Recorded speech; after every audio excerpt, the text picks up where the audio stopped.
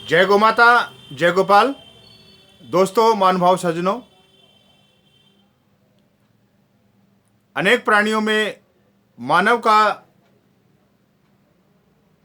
जीवन एवं शरीर अन्य प्राणियों की अपेक्षा बहुत अधिक महत्वपूर्ण व उपयोगी है। मानव शरीर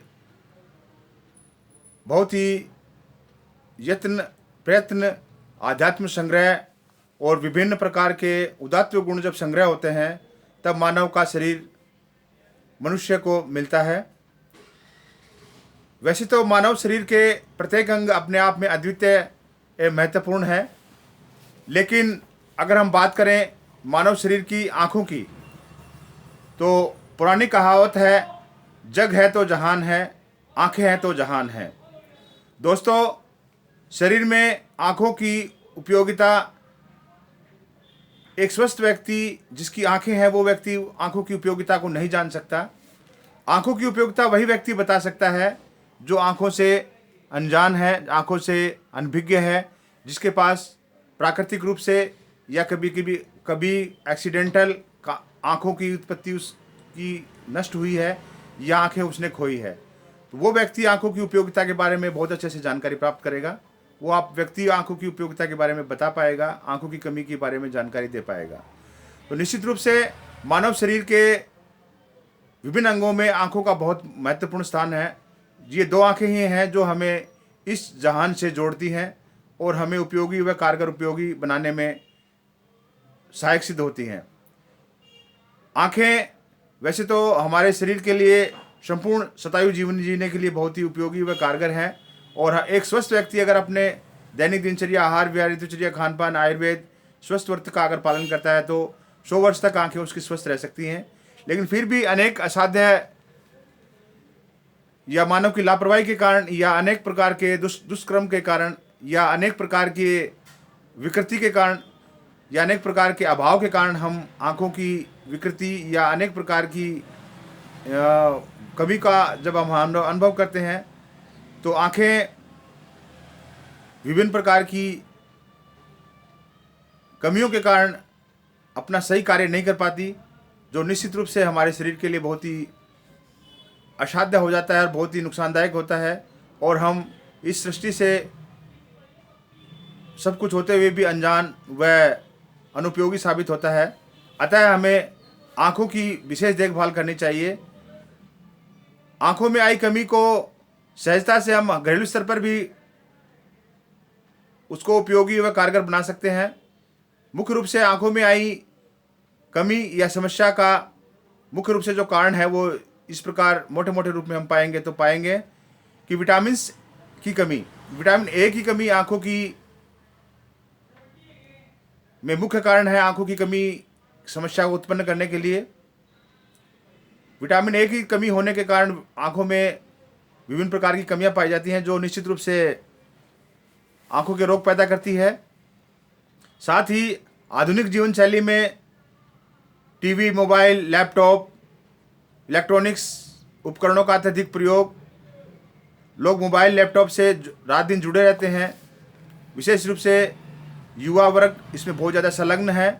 तो मेरा निवेदन कि हम आधुनिकता से जुड़ें, लेकिन फिर भी हम अपने प्रकृति से हम जुड़ाव रखें।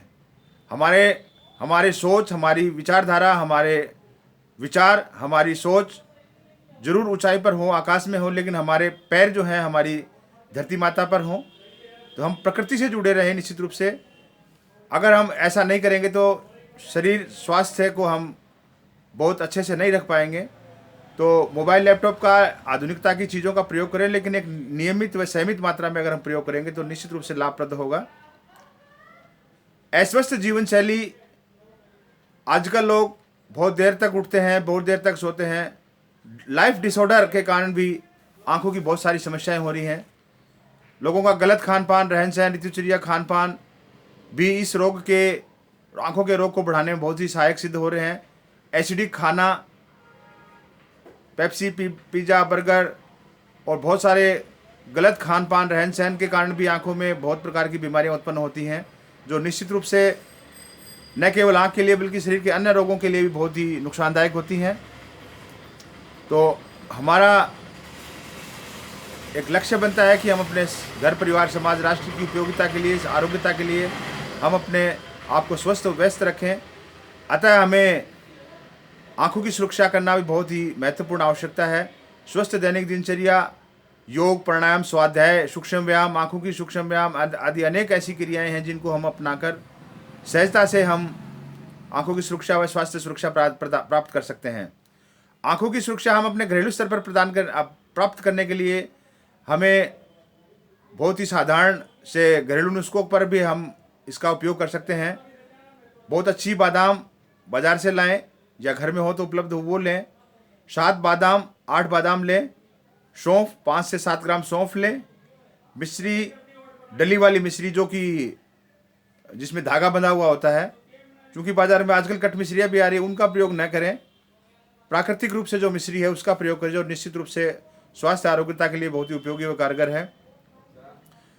बादाम 7 से 8 बादाम पीसें। 5 से 7 ग्राम सौंफ को पीसें। मिश्री को भी, डली वाली मिश्री का उपयोग कर उसको भी पीस लें और उसकी एक डोज बनावें और उस डोज को दूध के साथ रात्रि में सेवन करें। अगर रोग की तीव्रता है तो इसको दिन में भी प्रयोग किया जा सकता है, अदरवाइज इसको रात्रि में सेवन करें दूध के साथ, गुनगुने दूध के साथ। तो निश्चित रूप से आँखों की जो आई व्याधियाँ, कमजोरी निश्चित रूप से लाभप्रद होगी। रात्रि में सोते समय इसका प्रयोग करेंगे तो निश्चित रूप से लाभप्रद होगा। अगर हम आँखों की विकृति अगर ज़्यादा है तो अगर हम चाहें तो इसका प्रातः भी नाश्ते से पूर्व इसका प्रयोग किया जा सकता है, जो निश्चित रूप से आँखों की ज्योति के लिए और शरीर के असाध्य रोगों में भी बहुत महत्वपूर्ण भूमिका अदा करेगी।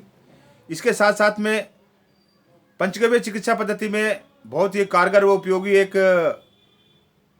औषध है जिसका हम नासिका औषधि के नाम से बोलते हैं। शुद्ध भाषा में कहें तो इसको हम पंचामृत घृत बोलते हैं।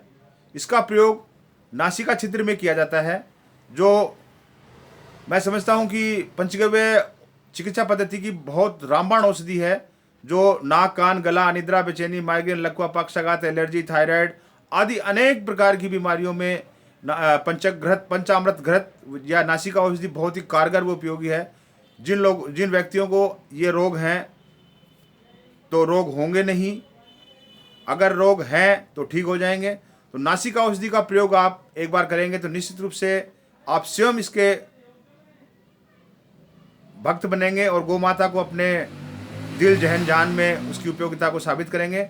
पंचगव्य चिकित्सा पद्धति की बहुत ही कारगर व उपयोगी चिकित्सा पद्धति में शामिल है नासिका औषधि।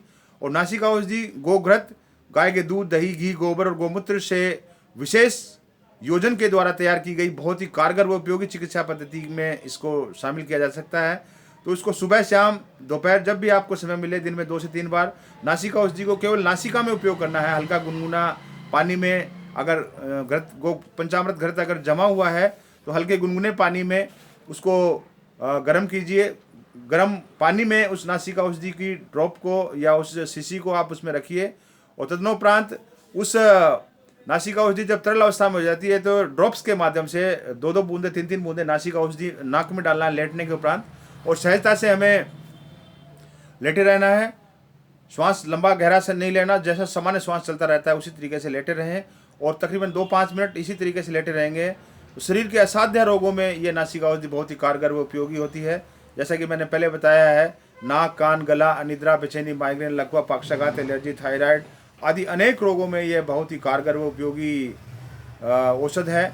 इसका प्रयोग अगर आप करते हैं तो आँखों के लिए भी यह बहुत ही कारगर व उपयोगी है। इसका लाभप्रद प्रयोग आप एक बार करेंगे तो निश्चित रूप से आप बहुत ही महत्वपूर्ण लाभ प्राप्त करेंगे। साथ ही पंचामृत घृत का उपयोग आप हमारी जो कनपटी है इसके ऊपर भी इसकी मालिश की जा सकती है, जो निश्चित रूप से आंखों की ज्योति बढ़ाने में बहुत ही कारगर उपयोगी होगी। साथ ही संध्या को जब आप रात्रि में जब आप सोते हैं तो पैरों को गुनगुने पानी से धोने के उपरांत पंचामृत घृत का प्रयोग भी आप नाभि में और पैर के तलुओं में भी अगर आप इसका प्रयोग करेंगे तो निश्चित रूप से इसके बहुत ही कारगर व उपयोगी परिणाम साबित होते हैं। भारतीय देसी गौ माता पंचगव्य चिकित्सा पद्धति में गोघृत पंचामृत घृत मिलता है तो बहुत ही अच्छी बात है। अदरवाइज आप भारतीय देसी गौ माता से उत्पादित गोघृत का उपयोग भी आप तलुओं पर प्रयोग करते हैं तो निश्चित रूप से बहुत ही इसके बहुत आँखों के लिए बहुत ही आशातीत परिणाम आपके नज़र आएंगे। साथ ही अखरोट के तेल का प्रयोग भी आप आँखों के पास, मस्तिष्क के इर्द गिर्द और कनपट्टी पर आप इसका प्रयोग कर सकते हैं। तो निश्चित रूप से यह बहुत ही कारगर व उपयोगी है। इसके अलावा आँखों में योग के माध्यम से भी बहुत सारे असाध्य रोगों से हम बच सकते हैं। त्राटक योग होता है एक, यानी कि आँखों से एक ही दीपक को या किसी लो को या किसी बिंदु को अगर हम आइडेंटिफाई करें, उसको पहचान करें और लगातार उसको हम 2 मिनट, 3 मिनट, 4 मिनट, यहाँ तक कि 5 मिनट तक उसको देखें बिना पलक झपकाए, तो हमारी आँखों की ज्योति बढ़ेगी। और इसको हम 1-2 बार, 3 बार भी प्रयोग कर सकते हैं त्राटक के रूप में। और इसको हम आँखों का सूक्ष्म व्यायाम, आँखों को घुमाना, एंटी क्लॉकवाइज, ऊपर नीचे, हरी हरी पेड़, वस्तु, वनस्पति को हम देखना, लगातार उपयोग करना आदि अनेक बहुत सारी योगिक क्रियाएं हैं जिनका उपयोग करते हैं। तो निश्चित रूप से हमारे आँखों के लिए बहुत ही उपयोगी व कारगर होगी। आप और अधिक आयुर्वेद में जाना चाहें तो आंवला, विशेष रूप से इन दिनों में, जैसा कि अभी नवंबर दिसंबर माह चल रहा है, तो आंवला, कच्चा आंवला भी खूब मिलता है। तो विशेष रूप से अगर आप आंवले का सेवन करते हैं तो आंवले का सेवन भी आँखों की ज्योति के लिए बहुत ही कारगर व उपयोगी है। आंवले का सेवन उपयोग कर हम निश्चित रूप से आरोग्यता को प्राप्त करते हैं और विभिन्न विटामिन्स की पूर्ति अगर होती है तो निश्चित रूप से आँखों की ज्योति के लिए बहुत ही कारगर है। पपीता, गाजर, विटामिन ए की पूर्ति के जो भी स्रोत हैं उनको हम दूध इत्यादि का सेवन करें निश्चित रूप से, तो भी बहुत ही कारगर व उपयोगी होगा। साथ ही नंगे पैर अगर आप ग्रास पर चलते हैं सुबह सुबह मॉर्निंग वॉक में, जब अगर आप पार्क वगैरह में इत्यादि में जाते हैं, घर में या पार्क्स में, तो नंगे पैर अगर आप घूमते हैं तो भी आँखों की ज्योति बढ़ती है। तो इस प्रकार आप नियमित रूप से आँखों के द्वारा आँखों के रोगों में, आँखों के रोग के निवारण के लिए जो महत्वपूर्ण बिंदु आपको बताए उनका अगर आप प्रयोग करते हैं तो निश्चित रूप से आँखों की ज्योति बढ़ेगी और आप शतायु से भी अधिक उम्र तक आँखों को स्वस्थ रख पाएंगे। और आँखें अगर स्वस्थ रहेंगी तो हम अपना इस जहान को आसानी से, सहजता से, सुगमता से अपने कार्य गतिविधि को निर्धारण करेंगे। और हम सब के लिए आँखें इस जहान की बहुत ही अद्वितीय इस शरीर की देह पदार्थ है। तो इस अंग का उपयोग हम निश्चित रूप से सौम्यता से करें। अत्यधिक आँखों के प्रदूषण जहाँ होते हैं उन आँखों से अपने आप को बचाएं और जो भी उपाय हम इसके उपयोग के लिए कर सकते हैं आँखों की ज्योति बढ़ाने में, उन उपायों को अगर हम प्रयोग करें तो निश्चित रूप से इसका प्रयोग आप कर सकते हैं। घरेलू स्तर पर या बाज़ार में आजकल बना बनाया भी आता है। अगर हम बात करें पतंजलि की, तो पतंजलि की एक दृष्टि नाम की एक आँखों की दवा आती है, ड्रॉप्स आती है। तो अगर उसका प्रयोग भी अगर आप करते हैं तो निश्चित रूप से बहुत ही कारगर व उपयोगी है, जिसमें प्याज, शहद इत्यादि तत्व मिले होते हैं और आँखों के लिए बहुत ही उपयोगी व कारगर है।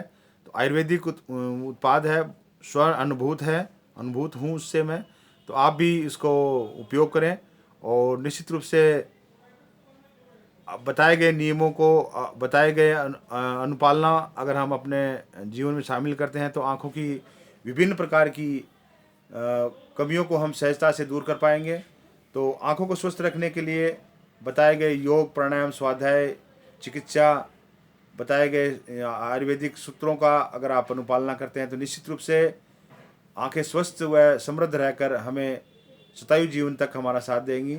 और आँखों के अगर चश्मे भी हैं तो वो भी हट जाएंगे और हमारी आँखों की ज्योति भी बढ़ेगी लगातार। और शरीर के साथ साथ में अगर ये प्रक्रिया अपनाते हैं तो न केवल आँख बल्कि शरीर के अन्य अंगों में भी हमें बहुत हितकारी व लाभकारी परिणाम हमारे नज़र आएंगे। आशा है आज की दी गई जानकारी आपको अच्छी लगेगी और आप हमारे गोबस चैनल को लाइक करें, सब्सक्राइब करें, शेयर करें, बेल का बटन भी दबाएं और ये अच्छी जानकारी आप अपने दोस्त मित्र को भी शेयर करें, उनको बताएं और अपने अनुभव से हमें लाभान्वित करें। आज के लिए केवल इतना। निवेदक डॉक्टर गणेश सेतीवाल, संचालक श्री कृष्णा पंचगव्य योग प्राकृतिक चिकित्सा केंद्र चिड़ावा झुंझुनू राजस्थान भारत। वंदे मातरम। जय गौ माता जय गोपाल।